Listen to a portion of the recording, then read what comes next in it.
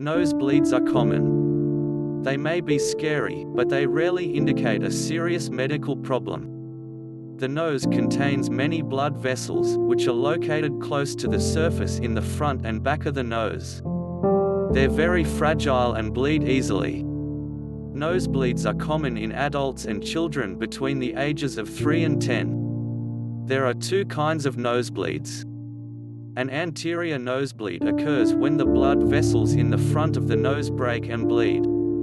A posterior nosebleed occurs in the back or the deepest part of the nose.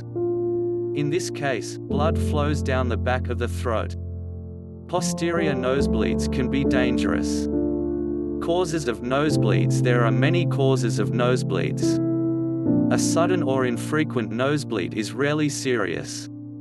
If you have frequent nosebleeds, you could have a more serious problem. Dry air is the most common cause of nosebleeds. Living in a dry climate and using a central heating system can dry out the nasal membranes, which are tissues inside the nose.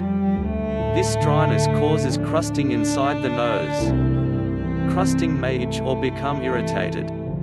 If your nose is scratched or picked, it can bleed.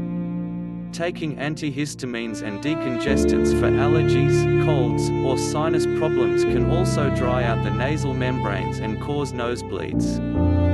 Frequent nose blowing is another cause of nosebleeds. Other common causes of nosebleeds include foreign objects stuck in the nose, chemical irritants, allergic reaction, injury to the nose, repeated sneezing, picking the nose, cold air, upper respiratory infection, large doses of aspirin. Other causes of nosebleeds include high blood pressure, bleeding disorders, blood clotting disorders, cancer. Most nosebleeds don't require medical attention. However, you should seek medical attention if your nosebleed lasts longer than 20 minutes, or if it occurs after an injury.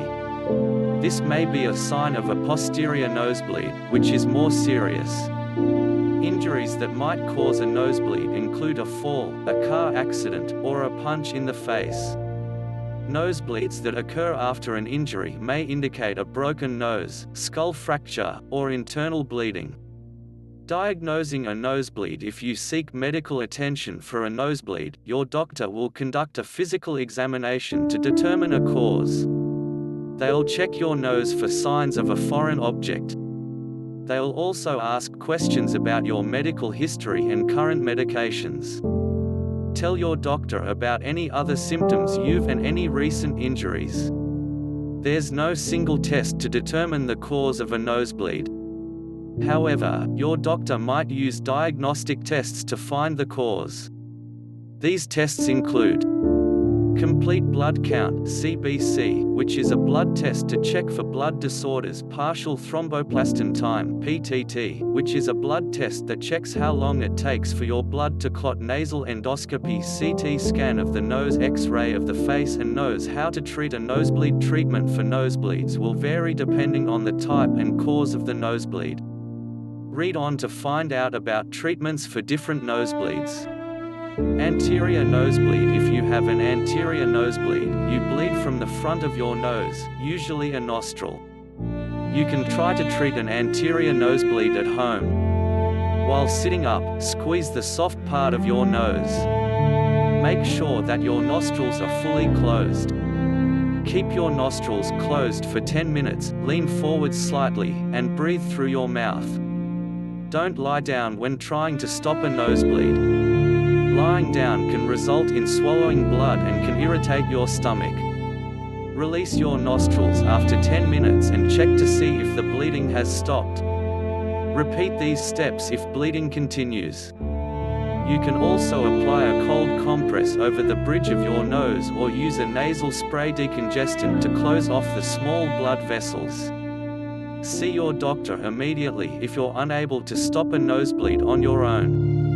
You might have a posterior nosebleed that requires more invasive treatment.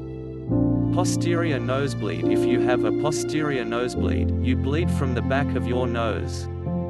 The blood also tends to flow from the back of your nose down your throat. Posterior nosebleeds are less common and often more serious than anterior nosebleeds. Posterior nosebleeds shouldn't be treated at home. Contact your doctor immediately or go to the emergency room if you think you have a posterior nosebleed. Nosebleeds caused by foreign objects. If a foreign object is the cause, your doctor can remove the object. Cauterization, a medical technique called cauterization, can also stop persistent or frequent nosebleeds. This involves your doctor burning the blood vessels in your nose with either a heating device or silver nitrate, a compound used to remove tissue.